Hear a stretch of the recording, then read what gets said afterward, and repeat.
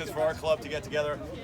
Steve, we wanted to see you in black and gold from our LAC Football Club, and we will. Cheers, thank you. Next time you're in town, if you're in LA, we'd love to have you for a game. My size as well. Let's see the back of it. What's this on the back? Oh, flip it on. Yes. Yeah. All right, let's go. Well, that doesn't happen every day, does it? You know, I'm a huge Iron Maiden fan. I always heard these stories about Steve Harris and the Iron Maiden touring team going all over where the band tours and picking up games here and there. Well, it happened to LAFC and myself, and I got to help organize it. And they wanted a very organized game, and it was a fun game. We got our LAFC folks out there. We lost the game 6-2. It was 3-2 late, and then things got out of hand. I think they got a ringer or two. Oh, yeah. Welcome to Full Time. We have our Champions League preview ahead, and I'm not going to get too deep into the weeds, but we do have it, and I'm excited to let you know what sticks out to me. But I want to begin with the team that we'll talk about a little bit in the Champions League, and the question I asked myself, who is the best team in the world? And it's easy to say it is Liverpool. They were the champions of Europe, but there's a split vote, I think, with Manchester City. Liverpool are the best team in the world right now. Perfect in the Premier League, getting ready to defend their crown in the Champions League.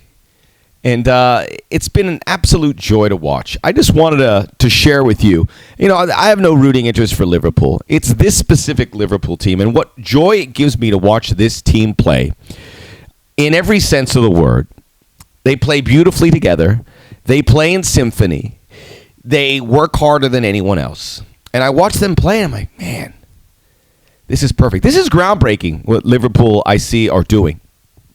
It is a situation with a team where we are pivoting away from the days of the superstar-led squad. The whole Messi, Ronaldo. And, during that stretch, Messi and Ronaldo were winning a lot, or if not all, the trophies. Certainly in the Champions League. More Ronaldo than Messi, but Messi did get his as well. And you had to have this superstar player and build around him to be successful. Well, Liverpool have changed that. Not to say they don't have superstar players, but who is the superstar player, huh? There is no wrong answer. You could go in a lot of different directions with this. Is it Virgil van Dijk? Sure. Mohamed Salah. Sadio Mane. Roberto Firmino. Alexander-Arnold. There's no wrong answer. You wonder who is the best player. That's a good debate. I mean, Sadio Mane had 2 goals this weekend, and he looks great. He could be the guy. Maybe it's Roberto Firmino, who no one gives enough credit for, but is so unselfish and sets the table for his teammates to score a lot of goals. But they are now 5 points clear atop the Premier League, 5 wins out of 5. And they did win the Champions League, but you wonder, do they win that elusive Premier League? And I think a lot of Liverpool fans feel more of an affinity towards that because it's been since 1990, I believe, that they've won one. I can't see it going any other way. I think there's that appetite, and they have just proven to be a real tough out. So there you go, Liverpool, the big story, and hats off to them for what they have been able to do. The superstar era, man, this is significant when you look at what Liverpool's doing. This is significant. I'm going to talk about them a little bit momentarily. Stay in the Premier League to a wonderful development if you are a Chelsea and or England and perhaps Nigeria fan. Tammy Abraham scoring 3 goals. He has 7 goals in his last 3 games. He is tearing it up for Chelsea. It was a big day for Chelsea and Frank Lampard, who have relied so heavily on their academy, and the academy players are paying off big dividends. Mason Mount, Tammy Abraham, at the top of that list. This guy has been remarkable to see. After Chelsea started a little bit by Christian Pulisic, man, riding that pine. You know what I mean, Jelly Bean. This is a guy now who has the world as oyster, and I was watching this ability to score goals. 21-year-old who was in the championship last year and scoring goals in the championship. He had 25 goals in the championship. Maybe the transition from the championship to Premier League is starting to work a little more frequently when you look at Tammy Abraham and how seamless it is. It's also a great era for English players. It's a great era for English strikers or guys who are at the top of the attack. Any country would be envious of what England has in the attacking end. So many teams, like the Netherlands, we talked about them last week, they can't really find superstar forward to go in. And England has Harry Kane and Jadon Sancho and Tammy Abraham. And that might lead to Tammy Abraham's exit because that depth from England, he has Nigerian lineage, and there are chatter that he might go that direction. So an interesting story to follow there, but just a really unexpected story to see a guy scoring goals like this. He is the top scorer in the Premier League, and this is a league, and it's still the season is in diapers, but it's a league where we know the top scorers: Robin van Persie and Sergio Aguero and Harry Kane. It's the big names. Tammy Abraham, so far so good. He'll be the leader at least for another 2 weeks. You can bet on that. 7 goals in this short amount of time. All right. Champions League starts. You may be watching this after it already began. And this is a tough tournament to gauge. It is a 9-month slog. And I don't want to get into too many details of who's going to win because when the knockout stages roll around, we don't know who's going to play each other. But taking a good look at the tournament, I think there are several things that are self-evident, including the very short list right now of teams that can win it. The list is got 2 names on it. It is Liverpool. It is Manchester City. These 2 teams, because of what I said earlier about the team development, are heads and shoulders above everyone else. And there is no argument that the best teams in the world reside in England, based on what we saw last season in both European competitions where the Premier League was dominant. That hasn't changed, certainly not with regards to the top 2. Can a Tottenham Hotspur maybe make a run like that? I highly doubt it. Or a Chelsea? I don't think so. So it is these 2 teams. I would be stunned if at this point one of these 2 teams don't win it.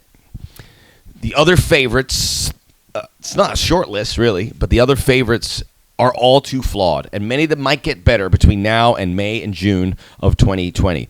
Barcelona has its flaws. Real Madrid definitely has its flaws. Bayern Munich look embryonic in a lot of cases as well. Juventus is a team that also looks like it needs some time together and maybe another piece along the way. Of those teams I mentioned, I think Juventus has the best chance to catch either Liverpool or Manchester City. But I do believe they're still way off their bumper. So I think PSG is a second team. I want to believe they can do it. It's hard to believe with the summer that just happened where cracks are developing, certainly with Mbappe and Neymar. It's hard to believe that they will make it. They're going to, I think, do pretty well and make the knockouts. It's just a case of delivering where they've been so close. Last year, it should have happened. And before the Manchester United defeat, it was there, and they let them off the ropes. I think PSG is capable of that, but how deep of a run? Do I feel confident of putting any money on anyone else but those 2 teams? Absolutely not. So that's how it looks like at the top. Surprises in this competition. I think you have to take a long look at the groups. I've said in previous full times that I like what Italian clubs are doing. Inter in particular with the additions of Alexis Sanchez and Romelu Lukaku. They have the look. Unfortunately for them, their group features Barcelona and Dortmund. And I like both those teams better than Inter, at least maybe by a smidge in the case of Dortmund. So I don't think they're going to escape the group, which brings me to Napoli, who have a more favorable group and I think are capable of getting through and pulling a surprise. They have had a good run with the big boys. They have Koulibaly. Dries Mertens is a wonderful, serviceable guy. You have Irving Lozano now joining the team, so they did add some punch.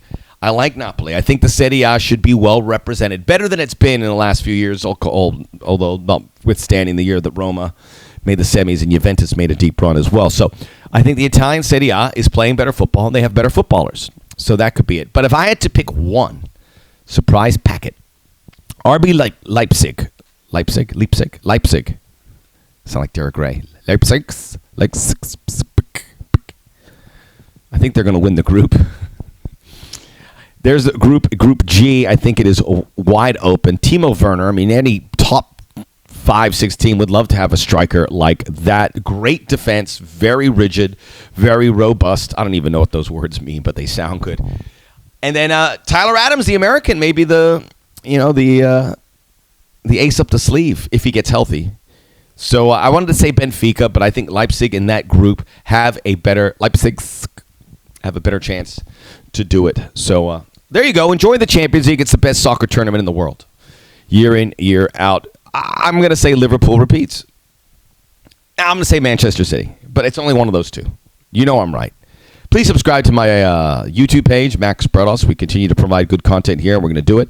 And I like to make a few fashion statements as I'm doing today, so I hope you like it. And, yeah, that's it. Placido Domingo.